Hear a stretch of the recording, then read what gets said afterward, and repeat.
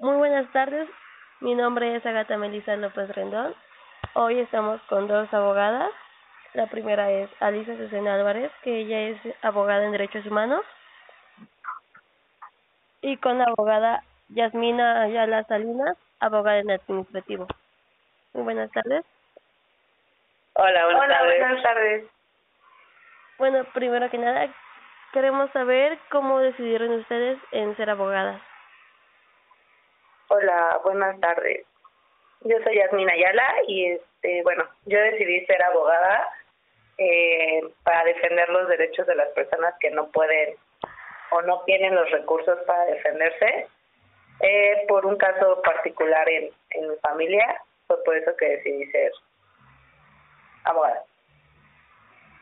Buenas tardes, mi nombre es Alisa Álvarez y bueno, en mi caso fue algo muy parecido. Cuando era pequeña supe de muchas personas, sobre todo de bajos recursos económicos, que pues se quejaban precisamente del sistema porque no tenían acceso a una justicia verdadera, y mi intención pues era o sigue siendo ayudar a esas personas, a las personas con menos recursos, para que tengan acceso a una justicia real. Muy bien. ¿Ustedes cómo recuerdan sus primeros años de profesión y su primer caso que tuvieron? Mis primeros años de profesión fueron directamente en una notaría. Realmente es algo sencillo, es algo fácil, no tiene tanta complejidad, ya que realizábamos trámites como testamentos y poderes. Entonces, realmente mi primer año de profesión fue un poco fácil. Lo complicado vino después. Y bueno, para mí fue un año de mucho aprendizaje y de muchas dudas respecto de las creencias que yo tenía, porque conocí lo que son los derechos humanos y tienen una visión muy distinta, por ejemplo, al derecho penal, al derecho familiar, pero a su vez se complementan. Entonces, para mí fue mucho aprendizaje, porque en la escuela pues solamente llevé una materia sobre derechos humanos y vi pues lo básico, no sabía cómo se implementaba. Para mí fue, yo lo diría así, de mucho aprendizaje. Oh, ¿y qué tal su primer caso que tuvieron? Mi primer caso fue un juicio, mucho tiempo después, ya independiente. Fue un juicio para recuperar un inmueble que había sido invadido. Entonces iniciamos un procedimiento para recuperar el mismo. Y mi primer caso fue la investigación de una presunta tortura en contra de una mujer que al parecer o que se le acusaba del secuestro de otra persona. Ella, además de todas las vejaciones que le hicieron, le arrebataron a su hijo de 2 años y no sabían dónde se encontraba. Ese fue mi primer caso. Qué interesante. ¿Cuál es el perfil que tienen de sus clientes, más o menos? El perfil actual de mis clientes son dueños de establecimientos mercantiles. Ok, y en mi caso yo no trabajo con clientes, yo proporciono un servicio público en donde trabajo, y las personas que acuden a solicitar los servicios son personas víctimas de presuntas violaciones a sus derechos humanos. Oh. ¿Qué solución ven al problema de la justicia y sus retrasos casi crónicos? ¿Qué solución? Ajá. Ok. Híjole, lo que pasa es que es un problema muy complejo. La justicia tiene que ver con el equilibrio a nivel social, ¿no? Entonces, cuando vemos que hay personas que padecen de hambre, que hay personas que no tienen un techo, un lugar para vivir, las injusticias están ahí, ¿no? están ahí, son visibles, sin embargo, el sistema nos dice que no volteemos a verlas. Hacemos menos a estas personas y dejamos de ver que es una problemática que nos atañe a todos, porque ahí hay niños, niñas, adolescentes, personas adultas mayores y bueno, la violencia genera más violencia. Entonces, me parece que ver la justicia desde la raíz tiene que pensarse en una solución de fondo: educación, nutrición, acceso a las posibilidades de un empleo digno, todas esas situaciones que, bueno, no nos darían para una entrevista. Pues nada más como complemento a lo que señala Ali, lo importante también es empezar a participar nosotros en el cambio que podemos proporcionarle y no depender única y exclusivamente de nuestro gobierno, que a veces hace caso omiso a estas observaciones que se hicieron. Pues bueno, ¿ustedes consideran que ha tenido que tratar con personas que en realidad son culpables o algo por decirlo? En mi caso en particular no he tratado o no he tenido asuntos en donde yo pueda considerar que una persona es culpable o no, ya que la rama en la que yo me he ejercido, no se trata de señalar culpables o no. La culpa tiene que ver o está inmiscuida directamente con el derecho penal. En el derecho penal se habla de la culpabilidad de la persona. Las culpas, bueno, también las encontramos en otros ámbitos, como por ejemplo la religión, ¿no? Entonces, en mi caso, tengo que hacer de lado todas esas cuestiones porque los derechos humanos son violentados o violados por las instituciones, por las personas del servicio público. Para mí no importan las acciones que haya realizado las personas, no juzgamos esa parte, sino que a cualquier persona a la que se le hayan violado sus derechos, yo tengo la obligación de primero ver por su integridad, ver que no se sigan vulnerando sus derechos, y segundo, llevar a cabo una investigación para que a las y los servidores públicos se les pueda sancionar y no se repitan estos actos. Vaya, ¿cuál ha sido el caso más delicado que han tenido que enfrentar? Bueno, es que yo como tal, como te comenta Alice, no trabajo con asuntos tan complicados, entonces podría decirte que el derecho familiar, el asunto más complicado que puede manejar es un juicio sucesorio intestamentario, en donde los involucrados, los herederos en este caso, no se ponen de acuerdo para la repartición de los bienes. Es lo más complicado que puedo manejarte, o bien una clausura de algún establecimiento. ¿Qué quiero decir con esto? Que bueno, que el dueño del establecimiento no pueda obtener más recursos que su fuente de ingresos para seguir trabajando, ya que la autoridad decidió cerrar su establecimiento. El trabajo con personas que han sido víctimas de diversas violaciones a sus derechos es complejo porque es un tema emocional muy fuerte. Escuchas a las personas acuden como última instancia, digámoslo así, cuando ya han sido gritoneadas, regañadas, juzgadas con anterioridad. Entonces es muy complejo el trabajo en términos de conectar con las personas sin necesidad de involucrarte emocionalmente. Yo podría decir que de los trabajos más complejos han sido dentro de los centros de reclusión, pero si vemos cada uno de los casos de tortura que también he atendido, bueno, son situaciones muy complejas. y en esos casos no solamente tiene que ver con las víctimas directas, aquellas a las que les fueron vejados sus derechos, sino que involucra a la familia, por ejemplo, en los casos de desaparición forzada, ¿no? Donde no encuentras un familiar y pues toda la familia tiene que cambiar su dinámica para encontrar a esa persona y para seguir luchando por que se haga justicia en su caso.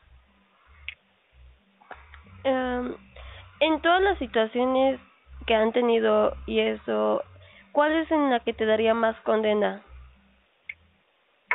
En las situaciones que yo manejo, como te comento, no manejamos condenas, manejamos tiempos, términos, pero no se sanciona de ninguna manera a las personas involucradas. Como te comentaba Liz hace un momento, eso es más enfocado a derecho penal. Sí, exactamente, pero si pudiéramos homologarlo de alguna manera, asemejarlo, sería la desaparición. La desaparición tarda años, tenemos casos a nivel nacional, a nivel internacional también, en donde pues las personas desaparecieron hace muchísimos años, 1994, por ejemplo, y que a la fecha no aparece. Esos serían los casos de condena emocional, ¿no? Frustración que pasa de generación en generación, o sea, es el abuelito, el bisabuelito a quien desaparecieron, ¿no? Entonces, yo creo que lo asemejaría a ello. El caso, por ejemplo, de las abuelitas argentinas, ¿no? Que siguen buscando a los nietos que les quitaron hace mucho a sus hijos, que los desaparecieron y los dieron en adopción, incluso en otros países, y que a estas fechas los siguen encontrando y desgraciadamente siguen buscando a muchos otros. ¿En alguna parte de su trabajo han tenido algún tipo de amenaza por sus clientes? Yo no. Del mío, cuando las personas se molestan, te acusan con que van a ir a los medios de comunicación, y claro, con que lo van a saber tus superiores. Pero hubo una situación afuera de un centro de reclusión que me sucedió. Dos personas en un auto negro, con los vidrios también muy oscuros, empezaron a seguirme.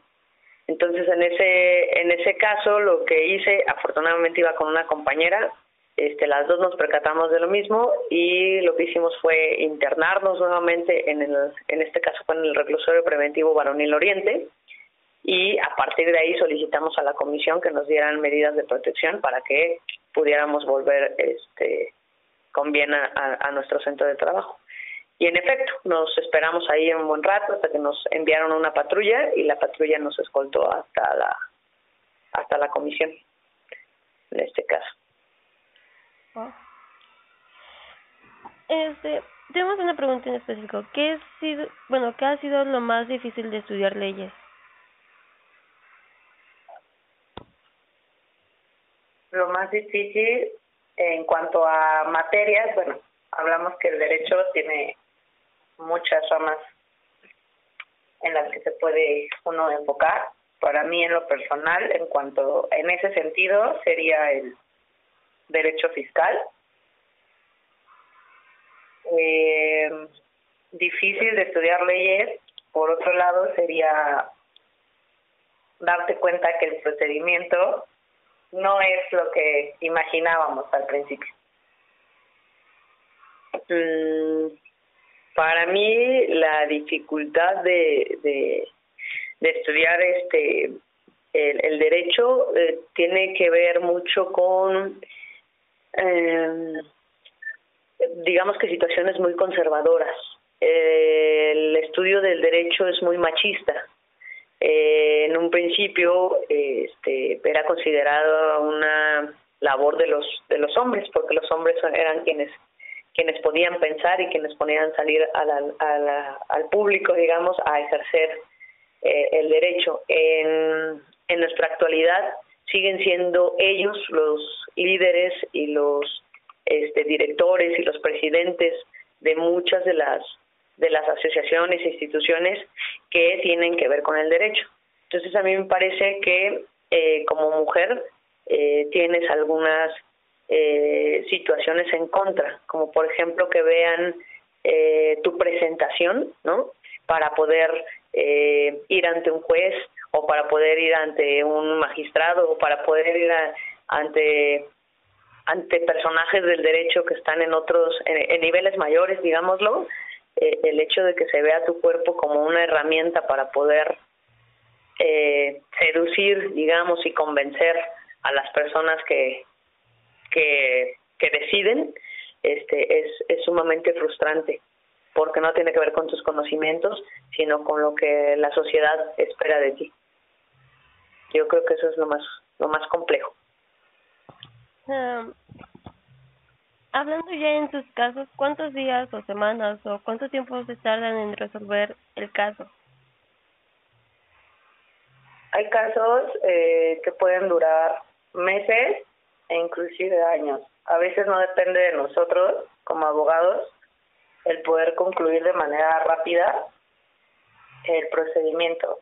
También depende mucho del trabajo, bueno, es la justificación que en mi caso argumentan los tribunales, la carga de trabajo para que el procedimiento se alargue el tiempo que ellos quieran dedicarse a trabajar.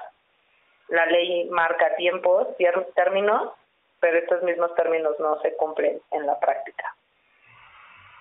Sí, en el caso de las violaciones a derechos humanos, como decía, pueden tardar años incluso sin resolverse, ¿no?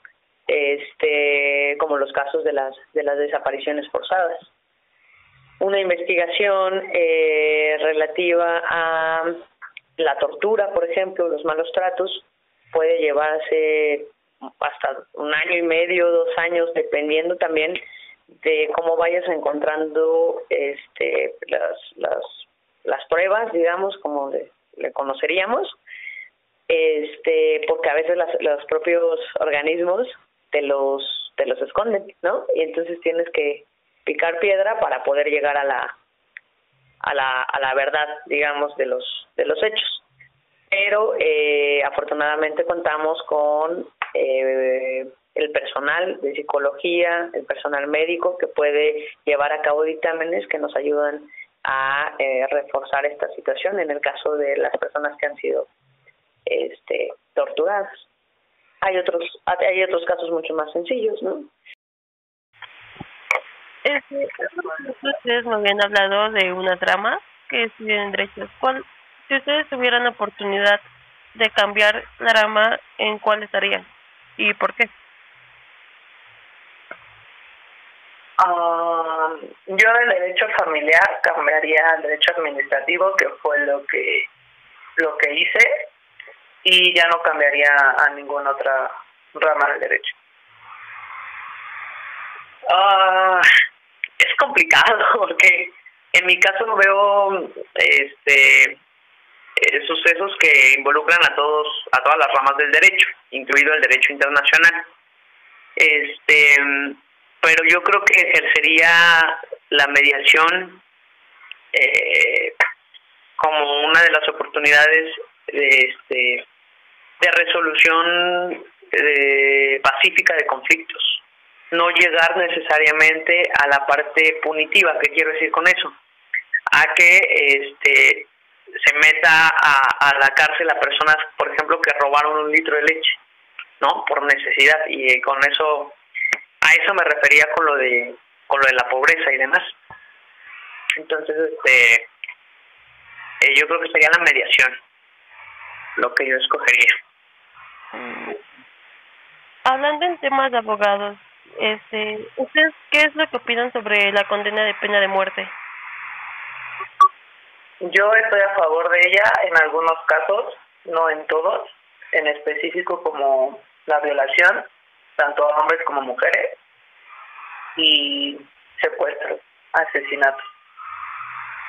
En la sociedad en la que nos encontramos, Me parece que no tenemos una preparación para un sistema, digamos, para poder determinar la muerte de una persona, porque lo vimos hace meses, digamos, que han salido personas absueltas porque no son culpables.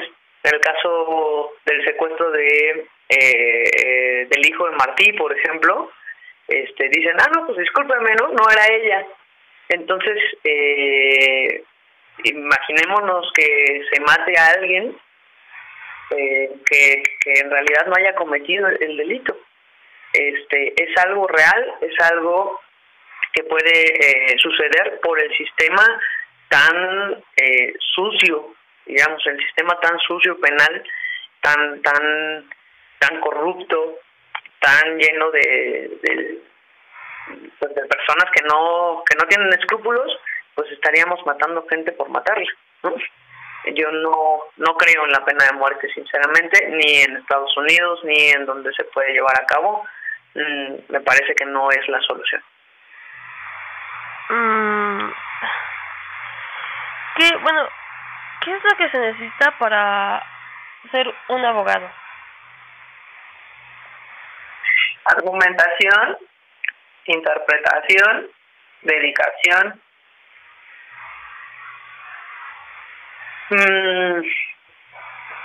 Yo creo que es ética, ¿no? Honestidad. Se requiere mucho de la escucha activa para comprender cuál es la situación de la persona a la que se defiende, ¿no? La argumentación, como dice Yasmín, es sumamente importante porque de eso depende el que una persona pueda ser libre o no, el que una persona se le pueda dar justicia o no. Para mí, ahora que lo ejerzo, una persona abogada que no sabe argumentar, tiene nulas posibilidades.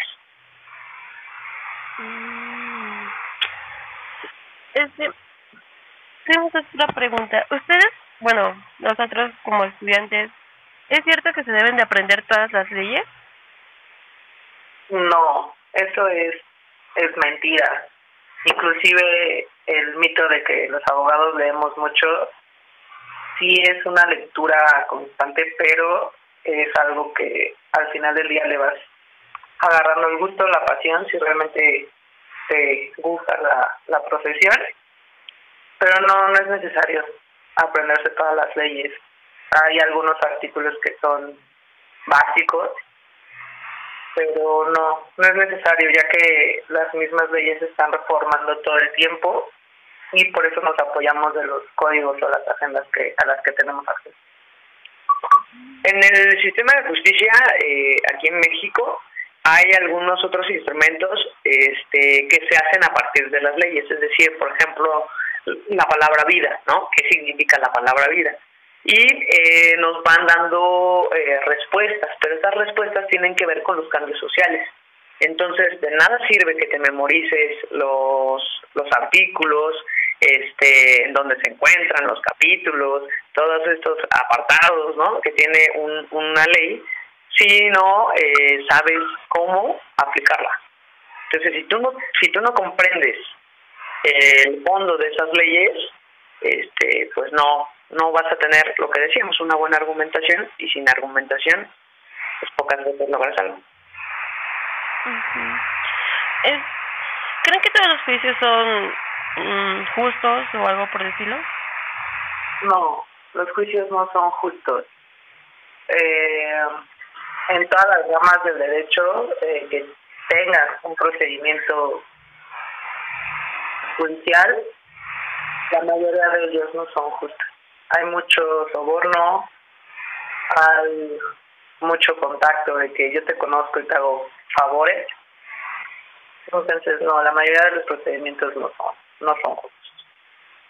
No nos olvidemos de que quien imparte justicia son personas, y las personas no pueden dejar de lado todo su su historial, todas sus raíces y demás. Te voy a poner rápidamente un ejemplo. En los casos de divorcios, ¿no? Depende si te toca un juez o una jueza, es como va a haber la resolución, porque ellos ya tienen o están cargados de prejuicios. Entonces, en la medida en que la justicia se imparte también por personas, puede haber casos en los que no haya una justicia atendiendo a la verdad de los hechos. Entonces, aunado a lo que decía Yasmín, en este caso la corrupción es un tema medular, digamos, en los sistemas de justicia. Entonces, en México, lamentablemente, desgraciadamente, son pocos los casos que son justos. ¿Un abogado puede renunciar a un caso ya llevado? Sí puede hacerlo. Depende mucho de la ética profesional con la que se conduzca, pero de que puede hacerlo, puede hacerlo.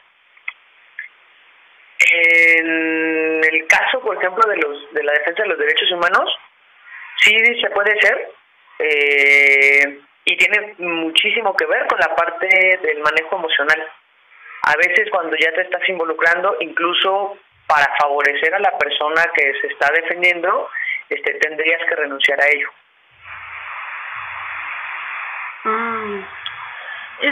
Ustedes, bueno, nosotros como estudiantes, ¿qué es lo que más importa al contratar un abogado?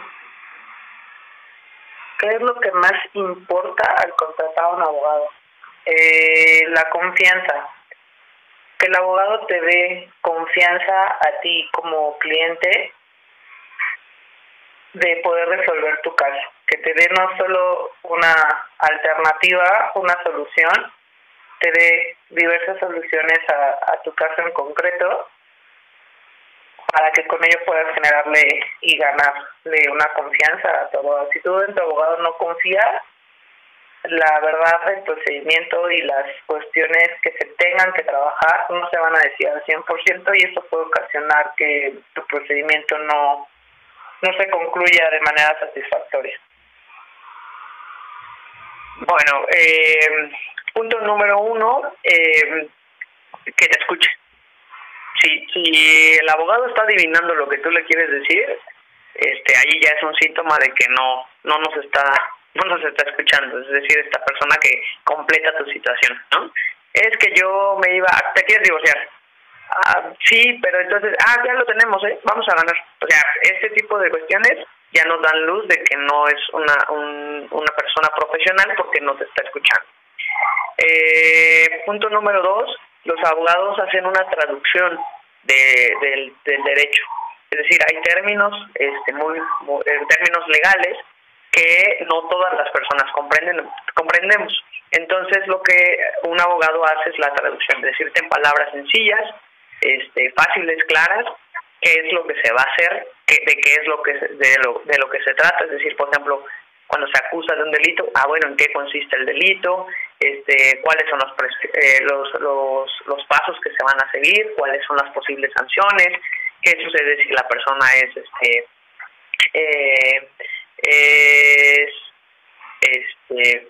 penada, digámoslo, es sancionada? Los recursos, todos aquellos instrumentos legales con los que puedes defender a la persona. Punto número 3 tiene que ver con la honestidad. Es decirte, ¿sabe qué? Puede pasar esto, y cuál es el peor de los escenarios. Y pues la otra parte, que es creo que la que muchos nos preocupa, la parte del cobro, ¿no?